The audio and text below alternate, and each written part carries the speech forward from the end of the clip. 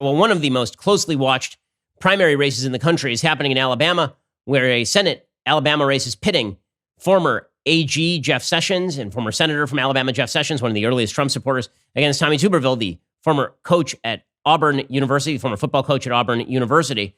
Tuberville has been endorsed by President Trump, obviously. Jeff Sessions obviously has a long experience as senator from Alabama, where he was a useful and excellent senator. Senator Sessions joins us on the line right now. Senator Sessions, thanks so much for your time. Thank you, Ben. It's good to be with you. The election is tomorrow, and we're calling on our people to turn out and vote and bring others with them. So there have been a bunch of people who have endorsed your run. I obviously believe that you would make a great senator again from Alabama. It seems to me bizarre that there are so many people who would wish to risk the Senate seat in Alabama again immediately in the aftermath of the Roy Moore debacle with an untested candidate. I mean, Tuberville might be great. I have literally no idea. I know there have been some pieces out about him in the recent past that suggest that at the very worst, he is relatively unvetted. I saw that there was one piece about his sort of finances. I wonder if you want to explicate some of the questions that have been made about some of the questions asked about hedge funds and your opponent. Yeah, well, he partnered with one guy. It was T&S Capital to form a hedge fund. This is a PE graduate who's now forming a hedge fund, which should make everybody run for cover. But he got decent people to put their retirement monies into this. It was a scam. It collapsed, and his partner was sentenced to 10 years in jail, and he was sued for fraud and had to pay out large sums of money, which he's kept secret through non-disclosure agreements and other mechanisms.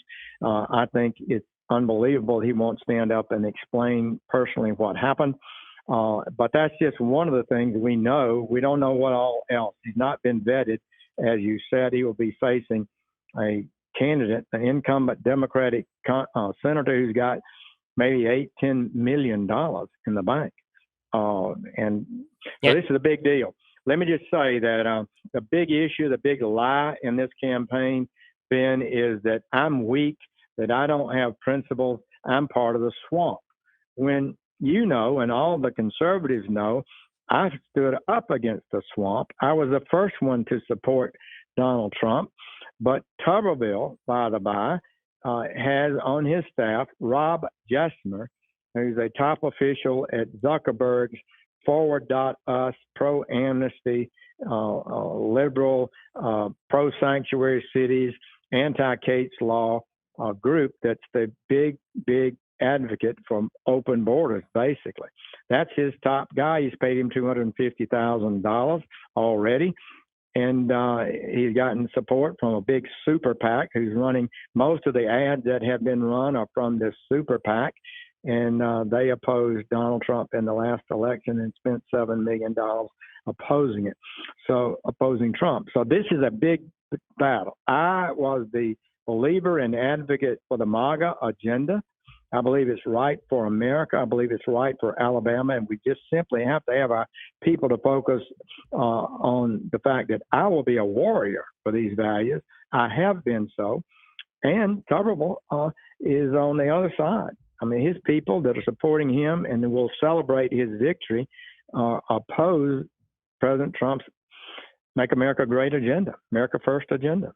Well, this is one of those situations where, frankly, it seems to me that the president is not speaking in his own best interest. If you wish to retain a Republican Senate, what you need is a vetted candidate who ran essentially unopposed the last couple of races in Alabama, was the president's chief supporter. And the president obviously is angry at you because you were his former attorney general and because he believes that you didn't act as sort of a block and tackle against the Mueller report, even though you were legally obligated to do what you did in recusing yourself. But again, the president, unfortunately, does not have a great record of picking Senate candidates in Alabama. I mean, last time around, he picked two separate candidates, both of whom lost in the primaries. Then he ended up with a quasi-endorsement of Roy Moore, who ended up losing to Doug Jones. So just because the president says a thing doesn't mean it's necessarily in the president's own best interest for that thing to necessarily happen. This could be a very, very easy Senate race in Alabama. And as you mentioned, the Democrats have targeted Alabama as a seat they wish to hold. They are within spitting distance of gaining a Senate majority. And if you're a Republican, put aside the Trump administration for a moment. If you're a Republican, the thing that you really fear the most is not just a Biden presidency, but also a Senate Democratic majority killing the filibuster and moving full speed ahead on a radical agenda.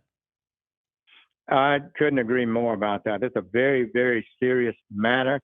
Tommy Tuberville, Ben has never even said he was a Republican before he was age 65 and announced for this race. First contribution he ever made is to his own campaign. He said not one word in support of Donald Trump during that incredible campaign in 2016. Rob Jessmer, his guy from Forward.us, declared that Donald Trump is a psychopath, should not be president 1 month before the last election. That's who's managing his campaign. I'm ready to go to war for this agenda. I believe we'll have a window of opportunity, maybe for 2 years or so, to get some great things done. If not done then, we may never get them done.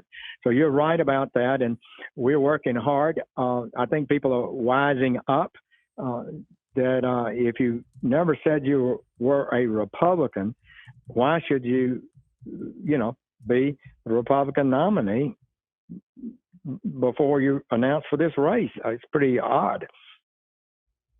Well, former Senator Jeff Sessions, big race tomorrow. If you're in Alabama, turn out and vote because it is going to matter, obviously, to the social distancing. Make sure you keep yourself safe. Senator Sessions and former AG Sessions, really appreciate the time and good luck tomorrow.